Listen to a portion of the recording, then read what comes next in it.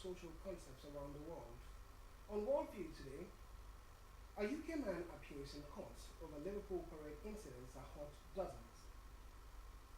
A US-China trade talks stall with leadership push.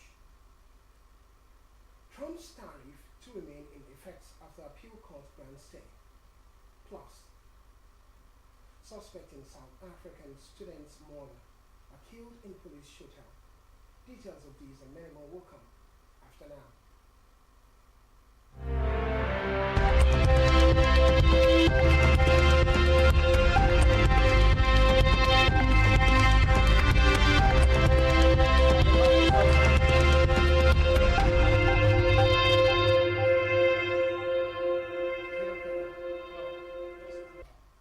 Yeah, it's on now.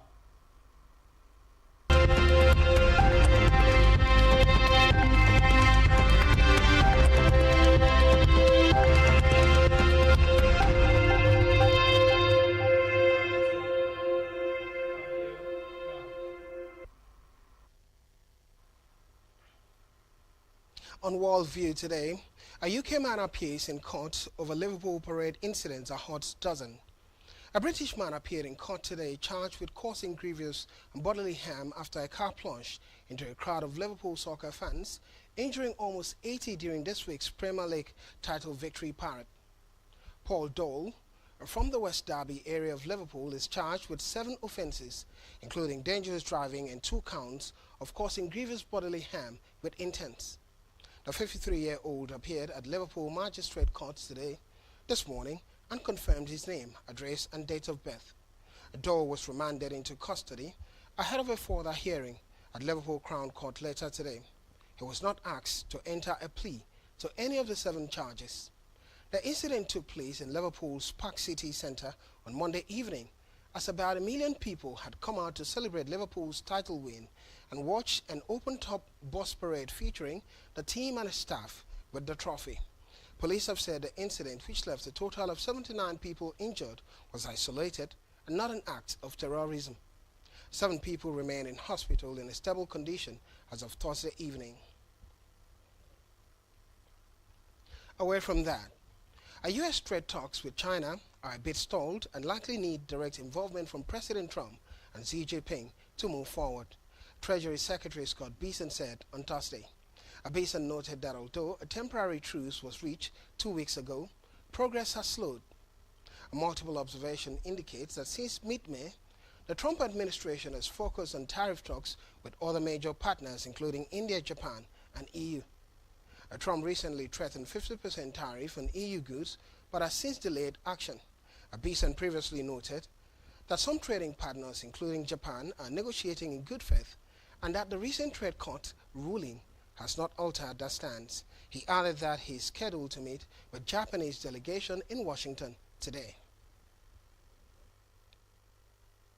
Still on Trump's tariff, a federal appeal court temporarily reinstated the most sweeping of President Donald Trump's tariff on Thursday, a day after a U.S. trade court ruled that Trump has exceeded his authority in imposing the duties and ordered an immediate block on them. The United States Court of Appeal for the Federal Circuit in Washington said it was pausing the lower court's ruling to consider the government's appeal and ordered the plaintiff in the cases to respond by June 5th and the administration by June 9th. Wednesday's surprise ruling by the U.S. Court of International Trade had threatened to kill or at least delay the imposition of Trump's so-called Liberation Day tariff on imports from most U.S. trading partners, an additional tariff on goods from Canada, Mexico, and China. The letter was related to his accusation that the 3 countries were facilitating the flow of fentanyl into the U.S. The trade court's 3-judge panel ruled that the Constitution gave Congress, not the President, the power to levy taxes and tariffs, and that the President had exceeded his authority by invoking the International Emergency Economic Power Act, a law intended to address threats during national emergencies. In India, more than 1,000 Indians have been deported from the United States since January, India's foreign ministry has said. Spokesperson Ranha Jawal said that around 62% of them came on commercial flights without providing more details. This comes in the wake of President Donald Trump's campaign against undocumented migrants to the U.S. Trump had earlier said that India will do what's right on the deportation of illegal migrants. In February, the U.S. had deported more than 100 Indians on a U.S. military flight, with reports saying some of them were brought back shackled. In total, the U.S. is said to have identified about 18,000 Indian nationals it believes entered the country illegally. Earlier this month, the U.S. Embassy in India issued a warning that overstaying in the U.S. could lead to deportation or a permanent ban on entry in the country, even for those who entered legally. While France could harden its position on Israel if it continues to block humanitarian aid to Gaza, French President Emmanuel Macron said, reiterating that Paris was committed to a two-state solution to resolve Israeli-Palestinian conflicts. The humanitarian blockade is creating a situation that, with Prime Minister Lawrence Wang, under growing international pressure, Israel partially ended an 11-week-long aid blockade to Gaza last week, allowing a limited amount of relief to be delivered under a system that has been heavily criticized. Macron said Paris is committed to working towards a political solution and reiterated his support for a two-state solution to the Israeli-Palestinian conflicts. Still on the conflicts, the U.S. proposes a 60-day ceasefire and the release of 28 Israeli hostages, alive and dead, in the first week in exchange for the release of 1,236 Palestinian prisoners and the remains of 180 dead Palestinians. The document, which says the plan is guaranteed by U.S. President Donald Trump and mediators Egypt and Qatar, includes sending humanitarian aid to Gaza as soon as Hamas signs off on the ceasefire agreement. The aid will be delivered by the United Nations, the Red Crescent, and other agreed channels. The White House said on Thursday that Israel had agreed to the U.S. ceasefire proposal. Israeli media said Prime Minister Benjamin Netanyahu told the families of hostages held in Gaza that Israel had accepted the deal presented by Trump's Middle East envoy, Steve Witkoff. Meanwhile, the Prime Minister's office declined to comment. The Palestinian militant group, Hamas, said it had received the Israeli response to the proposal, which it said fails to meet any of the just and legitimate demands of their people, including an immediate cessation of hostilities and an end to the humanitarian crisis in Gaza. Amid the global wars, it's time to look at the world's largest combat tanks fleet in 2025. Once dominant on the battlefield, tanks have come under increased scrutiny in recent years, especially as Ukrainian forces have used drones to destroy Russian armored vehicles. According to U.S. European Command estimates, Russia had lost approximately 3,000 tanks in Ukraine in 2020. Estimates were official. After the Cold War, China increased its military budget by 566%, becoming the second highest military spender globally, behind only the United States. That investment has fueled a rapid buildup of its armored capabilities. Since 2023, China has surpassed Russia, North Korea, and the U.S. To fuel the largest tank fleets in the world with 6,750. The United States at number 3 of 4,640. And it goes even further. Russia and ranks a fourth with 4,344 tanks, 2,000 tanks. Let's look at the next table. Several Middle East and North. Despite emerging vulnerabilities to drones and precision weapons, tanks remain a vital element of combined arms warfare.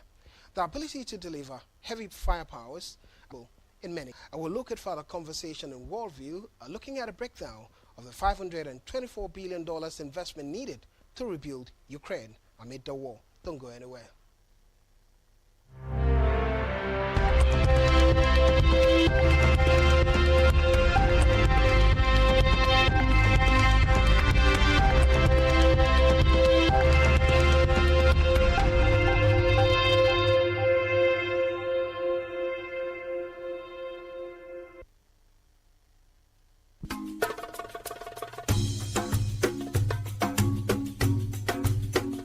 not only genuinely those whose minds are in tune, politics and governance are respected. Session responder, that is frequency 12589, symbol rate 26250, polarization horizontal, and join our online community at spectrumtvlive.ng. For further inquiries, please call 0704 158 5642 or 0704 541 7707. Spectrum Television, broadening your horizon.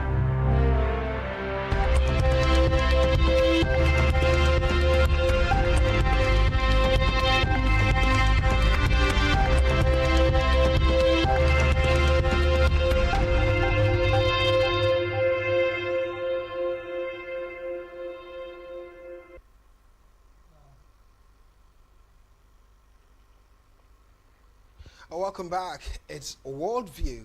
My name is Blyden Ken. And now we'll be looking at a breakdown of the $524 billion investment needed to rebuild Ukraine amid the Ukraine-Russia war. It has been over 3 years since the Russia-Ukraine war began. According to the World Bank's Food Rapid Damage and Needs Assessment, rebuilding the country will require an estimated $524 billion investment over the next decade. The graphic we're about to show, created in collaboration with Inigo, visually breaks down the reconstruction cost by sector, highlighting where funds are needed most. So far, Russia's invasion of Ukraine has hit the housing sector the hardest. By the end of 2024, 13% of the country's houses had been damaged or destroyed, leaving nearly 5 million Ukrainians displaced. Over the next decade, an estimated $83.7 billion will be needed to rebuild the home lost. And now let's look at the table and the structure and the breakdown of the $524 billion investment needed to rebuild Ukraine. The damage to the transport sector has affected emergency response and evacuation procedures. The investment needed by this sector is second highest, totaling $77.5 billion. Of these, road repairs remain under the most strain, requiring an estimated $44.3 billion. Rails will need $20.3 billion as railway facilities endured over 100, requiring $67.8 billion. Commerce and industry, $1 billion of investment each in the coming years. Ceasefire in the war in Ukraine next week in Istanbul. A spokesperson praising the U.S. role in mediating the talks. Russia has proposed holding the second round of talks with Ukraine in Istanbul on June 2nd. However, Ukraine wants to see Russia's proposal for a peace deal before it sends a delegation to Turkey, Foreign Minister Andrei Sybiha said today. A Kremlin spokesperson, Dmitry Peskov, said the Russian delegation will be traveling to Istanbul and would be ready for talks with Ukraine on Monday morning. His word. And now to Asia Pacific. Pakistan and India are close to reducing the troop build up along their borders to levels before conflicts erupted between the nuclear-aimed neighbors this month. A top Pakistani military official said, although he warned the crisis had increased the risks of escalation in the future. Both sides used fighter jets, missiles. The spark for the latest fighting between the old enemies was an April 22nd attack in India, Kashmir, that killed 26 people, most of them Taliban. Poland is set for, and conservative nationalist Karol Nawrocki are facing off in a contest that could determine the country's trajectory on key domestic and international issues. From relations with the EU to migration policy and security, voters are being asked to choose between two starkly likely hanging and hinging on voter turnout and the choices of undecided citizens. Polish citizens aged 18 and above will vote on Sunday between 7 a.m. and 9 p.m. to elect a successor for President Andrzej Duda, whose second and final 5-year term ends in August.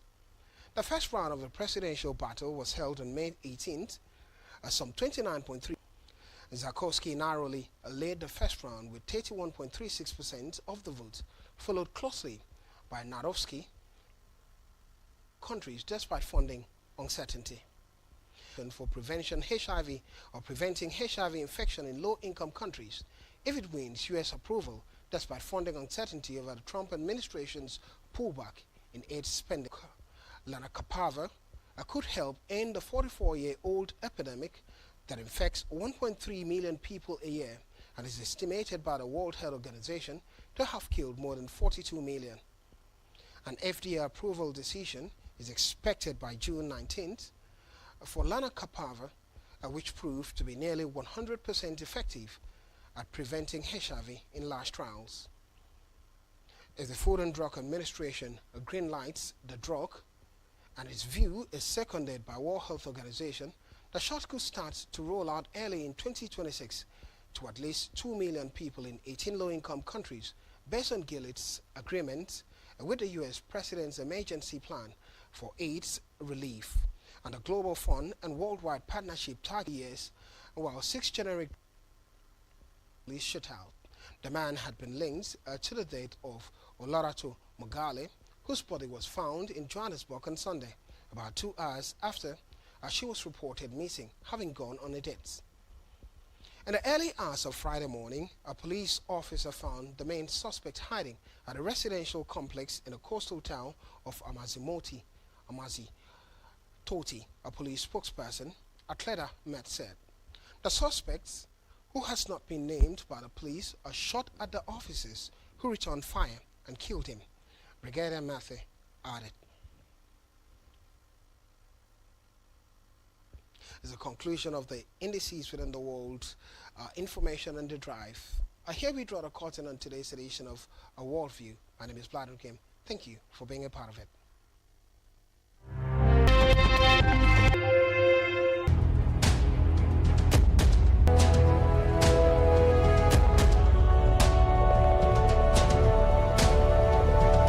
Spectrum TV, broadening your horizon.